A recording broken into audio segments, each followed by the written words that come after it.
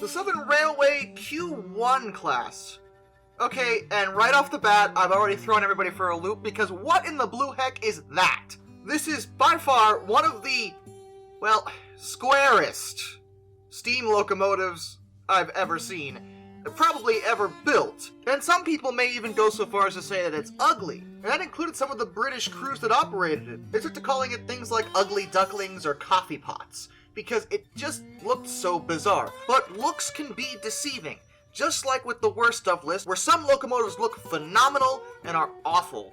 This one may look a little odd, but don't underestimate it.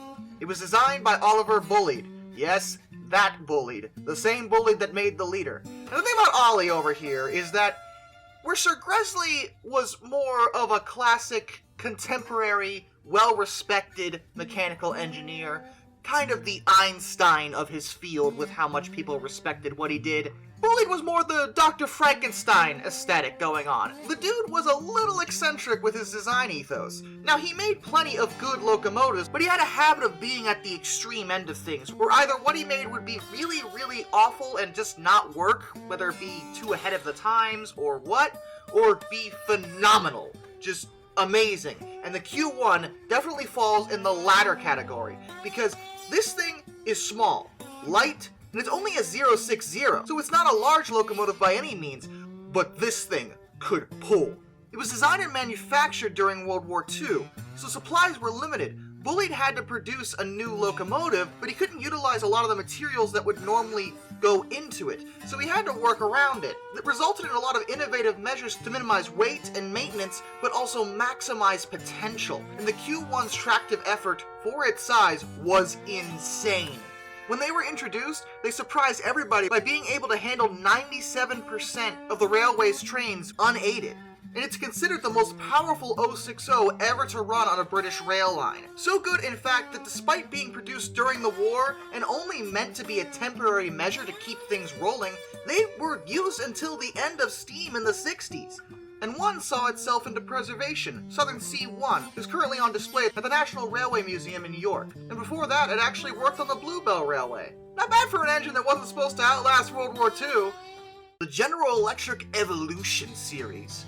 Man, I love that name. I was a big fan of Dash 8s and Dash 9s. I always like wide-body diesel cabs because, you know, for us over here in America, it just screams USA, USA, USA! They're big and intimidating and powerful, and the Evolution series kind of stands as a crowning point for the future of American railroading. They were actually only put into production because of our Environmental Protection Agency's Tier 2 locomotive emissions standards that took effect in 2005. It made a lot of older model diesels no longer fit the legal criteria, but General Electric really hit it out of the ballpark with these things because not only did they cut down on emissions to meet the EPA's new standards, but they preserved and in some ways improved on the diesel's tractive effort and overall power output.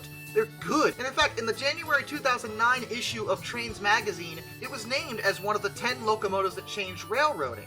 And it was the only locomotive introduced after 1972 to be included on that list. So I'm not the only one that thinks the Evolution series are phenomenal, and they're likely to continue serving on American railroads for years to come. The British Rail Class 43, the high-speed train. I hate you. I hate you so much. Are you serious? Are you seriously doing this to me? I just spent 10 lists talking about you. And now that I moved on to better things to make myself happy, you have put yourself in front of me yet again. And I'm sure many of the people who are watching are saying, can you talk about the diesel? I have a lot of questions. You know what? I got a lot of questions too. For instance, how dare you? The British Rail Class 43 high-speed train, which should not be confused with the Class 43 warship class, because those Class 43s were totally different and actually appeared in my Worst Of series. Whereas this Class 43, which was produced after the original Class 43 and just filled in absently since Class 43 was available, is not bad. Quite the opposite. This is one of the best diesels British Rail ever made. And I know so far on this channel, I've set that bar super de-duper low. I recognize that. But even at the standards that the General Electric Evolution just set for us, These things are good. They've been in service since 1976 and are still in service on railways all over the UK. And officially, it's considered the fastest diesel locomotive in the world, with a maximum speed of 148 miles per hour, or 238 kilometers an hour. They're a Bobo configuration, and they were produced by the British Rail Engineering Limited, which, again, I know I've set a low standard for that name, but man, did they really hit it out of the park in their game of cricket whenever they were working on this one. Are there home runs in cricket? Is that a thing? I don't actually know how to play cricket. I can play baseball. I'm an American. I have known nothing about cricket other than the fact that it's a little bit similar. And it involves a stick and a ball, and that's about all I got for you. Look, anyway, the Class 43 is phenomenal. So good. And well loved by UK rail fans as I understand it. They've received a lot of life extension improvements since their introduction, and according to what I've read, it seems like every time they went to replace them, the replacements just were never as good. 43s stuck around. Despite a lot of other classes coming and going, they're still working out there right now on the lines, and I'm sure if you live in the UK, you've probably seen them at one point or another. So okay, British Rail, I'm not fond of talking about you again, but you win this round. This is a good one. Good work, guys. The Pennsylvania Railroad Class G5. Now I'm back to what's familiar. The G5s were produced in the Pennsy shops in Juniata in the mid to late 1920s, and they survived until the 50s. These things are great.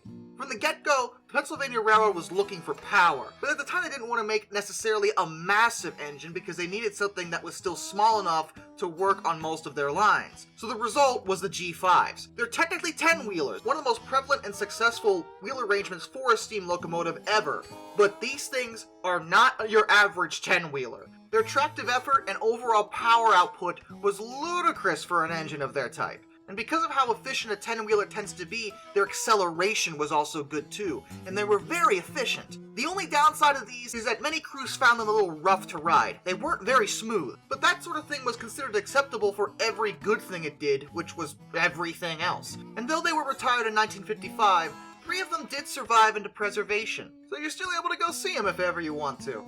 And that's always nice to hear. The Electric Motive Diesel SD40-2.